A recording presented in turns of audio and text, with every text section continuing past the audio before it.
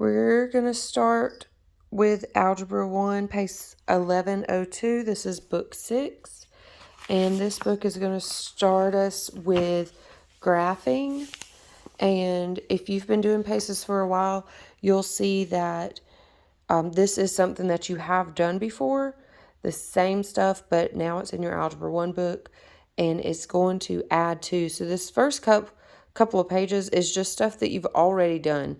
Whether you've been doing paces or you've been doing another curriculum, this right here should not be unfamiliar. You should have an idea of how to graph on a basic line. Okay, so on this first line, this is just a basic graph on a straight line. You see your 0 is your midpoint, and then you have 1, 2, 3, 4, 5 to the right, and -1, -2, -3, -4, -5 to the left.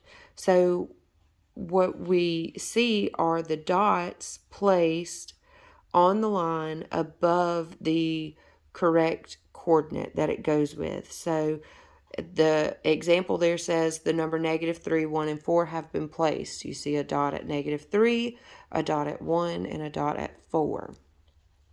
So then as you go down, and I'll turn my phone, I think.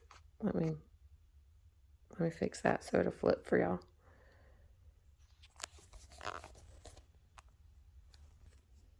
Okay, it won't flip, so we'll just leave it this way. So the next little paragraph there is talking about the absolute value. And the absolute value, this is something that I know that you learned in the 8th grade, should have learned in the 7th grade, 6th grade. This is not new information. So the absolute value of a number is the distance of the graph of that number from the 0. So -2 and 2 are exactly the same amount apart. So when you're looking there, you have 0, -1, -2. That's 2 spaces. 0, -1, -2. So the absolute value of -2 is 2, and the absolute value of 2 is 2. So as you continue down this page, the absolute value of -1 is 1. The absolute value of 1 is 1, and so on. So if it's not on here, but the absolute value of -5 is 5, and the absolute value of 5 is 5.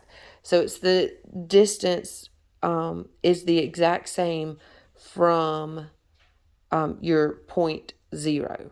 Okay? So then it also tells you that the absolute value of 0 is 0 in symbols.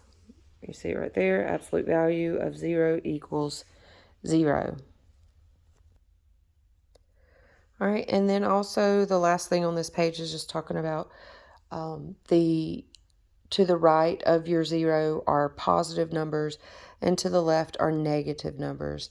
So the sign or the number is telling you the distance it is from 0, and the sign is telling you whether it is to the left or it is to the right. So if you were going to graph a point at -5, you would go 5 spaces to the left of 0, and you'd place your point there. All right, so we'll flip the page over, and so now you should be able to answer these questions right here at the top, and then you should be able to do number 5 through 10, just asking you what the absolute value of each one of those are. And then number 11 says graph the following numbers on the number line. So it wants you to draw a line and place numbers, 0 as your midpoint, and then I would do 1 through 6 to the right and -1 to -6 on the left. So remember, when you're doing that, 0 goes in the front. To the right, it's 1, 2, 3, 4, 5, 6. And then 0 at your midpoint, -1, -2, -3, -4, -5, -6. Draw your little hash marks like you see here, and then place your points. You don't have to do the little humps there. You just need to place your points. So yours should end up looking similar to this, but out to -6. And if you go -6, you should go out +6 and then place your points there.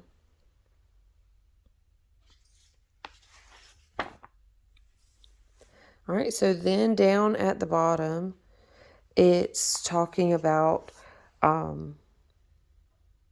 coordinating your planes on a graph. All right, so this graph is called a Cartesian coordinate system. So I'm assuming that I say that right. But this person right here in 1637 is the man who liked this graph. And this is what he used to do figures and figure out what he needed to do to get to this point in financial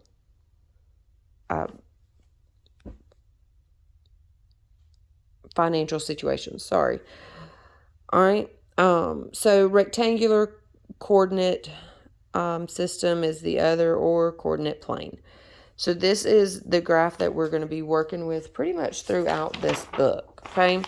So over here on page 4, it gives you some more instructions. So all this reading is something that you should be doing. So things that you need to understand is that you have 2 perpendicular lines. Okay, these are on your axis and they intersect at the origin. So guess where the origin is? It's right there in the middle. So also guess where your point 0 is? Right there in the middle. Okay, so it's your point of origin.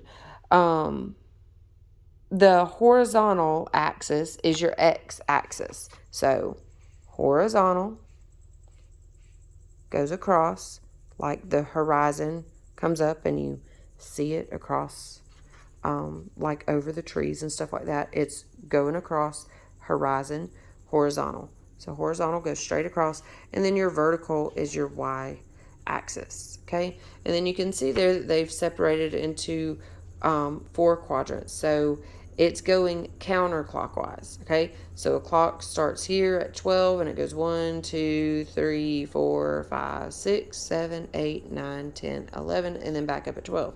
So to know your quadrants, you're going to start and go counterclockwise. So first quadrant, second quadrant, third quadrant, fourth quadrant.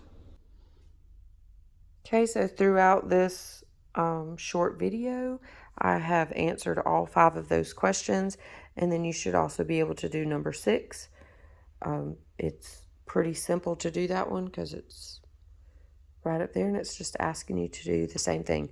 So this was just a short video. I'll do another one where we are going into actually placing points on a graph, and we'll do page 5 through 10 in the next video, okay? You'll love this stuff, I promise. It's nothing like the last book.